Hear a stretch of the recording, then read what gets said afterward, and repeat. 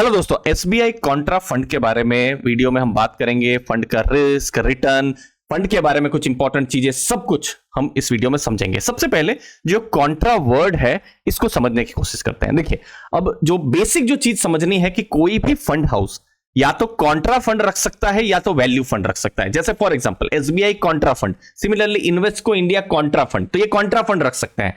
और similarly value fund में क्या हो गया, ICICI prudential value discovery fund या निप्पॉन इंडिया वैल्यू फंड। तो कॉन्ट्रा और वैल्यू दोनों को जो सेबी रेगुलेशन के हिसाब से एक ही वर्ड माना जाता है। अब यहां पर कोशिश क्या रहती है कि जो मार्केट में तो देखिए बहुत सारी कंपनियां हैं, लेकिन फंड मैनेजर कोशिश करे अंडर वैल्यूड कंपनियों को ढूंढने के लिए। अब मार्केट का वैल्यूएशन हाई हो सकता है, किसी सेक्टर का वैल्यूएशन हाई हो सकता है, या कंपनी का वैल्यूएशन भी हाई हो सकता है, ठीक है। लेकिन फंड मैनेजर को देखना है कि क्या सस्ता मिल रहा है इतनी हाई मार्केट में। तो अलग अलग तरीके से वो स्ट्रेटेजी से, टॉप डाउन अप्रोच या बॉटम अप अप्रोच से वो कोशिश करेंगे सस्ती कंपनियों को ढूंढने के लिए। तो वो कॉन्ट्रा या फिर जो वैल्यू स्ट्रेटेजी के अंदर में आता है। तो यहां पर किसको अवॉइड किया जाएगा, महंगी कंपनियों को। अब महंगी कंपनी क्या होती है, सोच लीजिए कोई कंपनी है जिसका हिस्टोरिक जो पीई वैल्यू है सोच लीजिए 30 का रहा है और अभी वो 60 का वैल्यूएशन में मिल रही है, तो हो गया ना थोड़ा सा महंगा। या सिमिलरली प्राइस टू बुक किसी कंपनी को हिस्टोरिकली 3 का मिला है, 3 का प्राइस टू बुक, अभी प्राइस टू बुक सोच लीजिए 6 का या 7 का मिल रहा है, तो हिस्टोरिकल लेवल से महंगा। तो इनको क्या किया जाएगा, अवॉइड किया जाएगा, ठीक है। थोड़ा सस्ता रखा जाएगा लेकिन क्वालिटी पर भी कंप्रोमाइज नहीं किया जाएगा, क्योंकि मार्केट में कोई चीज अगर सस्ती भी है तो जरूरी नहीं है कि वो अच्छी भी हो। अच्छी चीज लेकिन थोड़ा सस्ता भी हो, मार्जिन ऑफ सेफ्टी भी हो, तो वो कॉन्ट्रा इन्वेस्टिंग में इंपॉर्टेंट चीज रहती है। अब एसबीआई कॉन्ट्रा में क्या है, जैसे हमने डिस्कस किया, कॉन्ट्रेरियन इन्वेस्टमेंट थीम पर फोकस है और फंड मैनेजर टॉप डाउन और बॉटम अप अप्रोच, दोनों ही अप्रोच से यहां पर काम करने वाले हैं। एनएवी अगर आप देखेंगे 386.85 का रेगुलर ग्रोथ में एनएवी हमको देखने को मिल रहा है। और फंड पुराना भी है, लगभग 25 साल पूरे हुए हैं। इनफैक्ट जुलाई के महीने में ही उनके 25 साल पूरे। अब बात करेंगे फंड मैनेजर्स के बारे में। मिस्टर दिनेश बालचंद्रन और मिस्टर प्रदीप केसवन दोनों फंड मैनेजर हैं। लंबे टाइम से मिस्टर दिनेश इस फंड को देख रहे हैं, 2018 से 6 ईयर्स से ज्यादा हो गया है। और हमने देखा है कि उनका जो एक्सपीरियंस है उसकी वजह से फंड को बहुत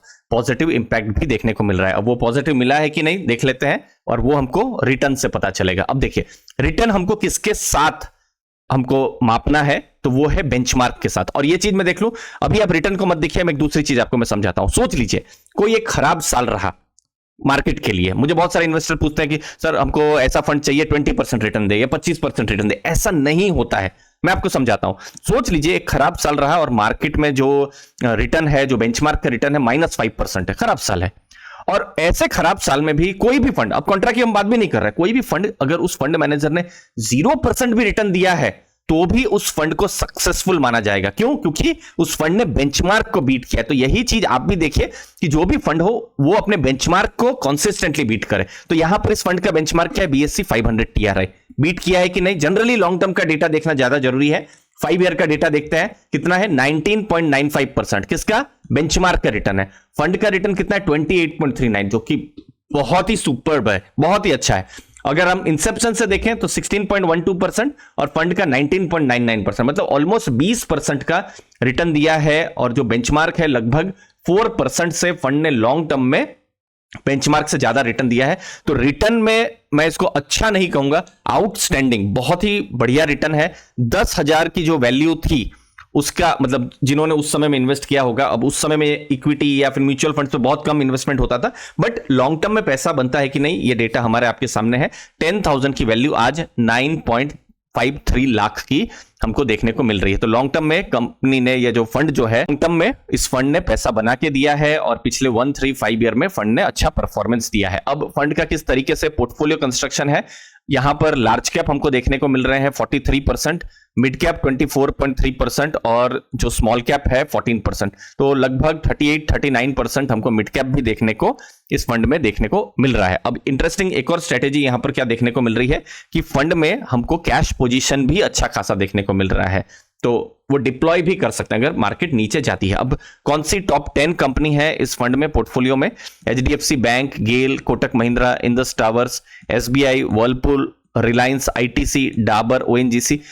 फंड को जो अच्छा रिटर्न आया है उसका मैं एनालिसिस कर रहा था, तो उसका एक फायदा ये भी मिला है कि फंड ने पिछले कुछ क्वार्टर्स में या साल में जो यूटिलिटीज हैं और जो ऑयल एंड गैस है वहां पर बाई किया है, और पिछला 1-1.5 साल ऑयल कंपनीज के लिए और गैस कंपनीज और यूटिलिटीज के लिए अच्छा भी गया है। जैसे आपके कुछ नाम जैसे गेल या फिर ओएनजीसी देख सकते हैं, तो फंड को भी इसका फायदा मिला है। और अभी लेटेस्ट अभी फंड मैनेजर क्या सोच रहे हैं, बहुत इंटरेस्टिंग है।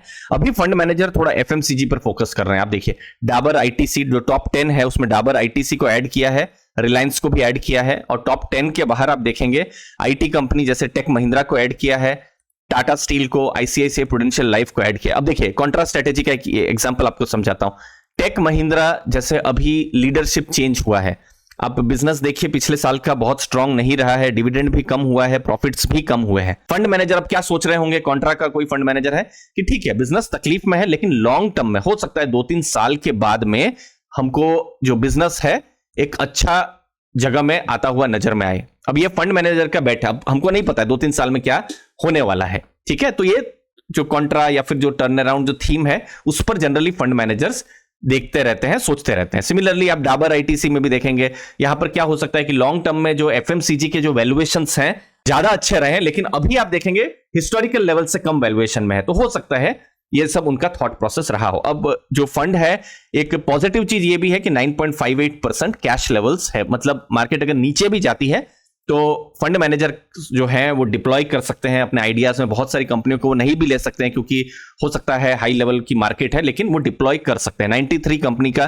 पोर्टफोलियो है, टर्नओवर 18% है। इसका मतलब क्या है कि फंड मैनेजर लॉन्ग टर्म के लिए अपने पोर्टफोलियो में कंपनियों को रख रहे हैं। अब ये वैल्यू रिसर्च से डेटा मैंने लिया है और यहां पर बताने की कोशिश की है, क्योंकि थोड़ा सा मुश्किल हो जाएगा क्योंकि BSE 500 नहीं BSE 100 है, लेकिन हम कोशिश करेंगे कि जो कैटेगरी है उसके साथ जो फंड ने रिस्क को कैसे मैनेज किया है। तो रिस्क में हम स्टैंडर्ड डेविएशन जितना कम हो इसका मतलब है फंड उतना कम वोलेटाइल है। तो 13.12 है, BSE 100 भी 13.02 है, फंड का और कम है जो कि पॉजिटिव चीज है। शार्पे जितना ज्यादा हो, रिस्क एडजस्टेड रिटर्न जैसे यहां 1.86 है और इक्विटी ओरिएंटेड जो कैटेगरी है 1.37 है।